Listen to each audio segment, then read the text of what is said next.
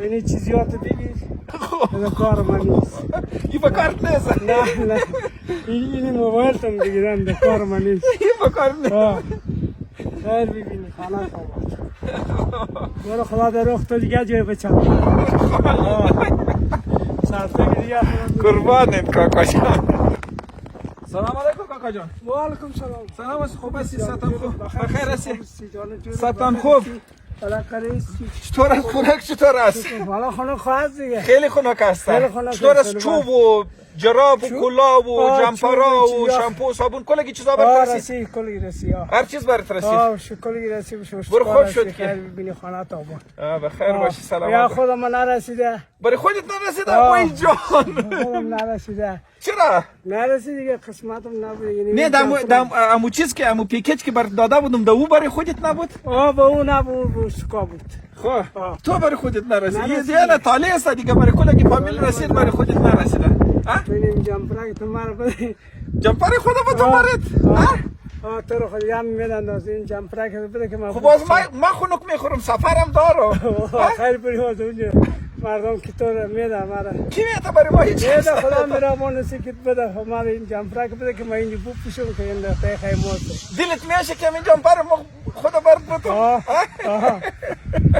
بده. جمپرتون بده. جمپرتون بده. این جمپر رو تو برات خوش میشی؟ چی که خوش میشی که جمپر؟ خیلی خوش میشم. خیلی خوش میشی.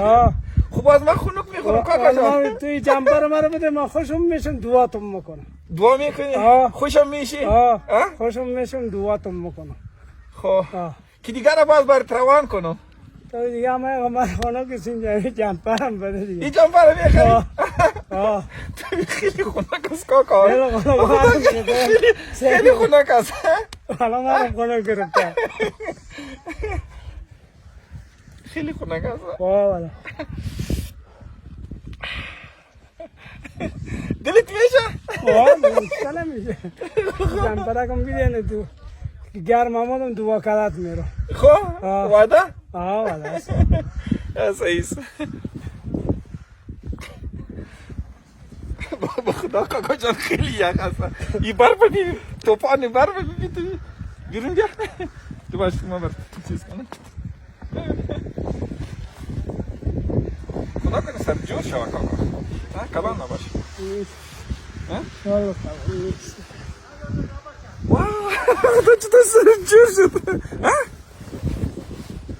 چطور سر جور شد؟ دل راستی بدیم دیگه. دل راستی بدیم. باز خیر ببینی خانه تا باشه. خدا نیک مبارک کنه. این چیزیات بگیر این کار من نیست. این با کارت نیست. نه این موبایل تم بگیرن ده کار من نیست. این با کارت نیست. خیر ببینی خانه خواب برو خدا در رخ تو دیگه جای بچم سرسه دیگه قربانت کاکا جان. خدا نیک مبارک کنه. ما خدا خیلی مقبول کردت میگه. آمد خدا. دوستان خدا رقم خدای که جوان کی دی لحظه د فرای درد احساس کی دا موږ اوسېږو او یا زموږ د کورنۍ غړي په دغه ځای کې اوسېږو څومره دردونکی ځورونکی او کړونکی ژوند به ولرو د یوې لحظې د فرای درد احساس کی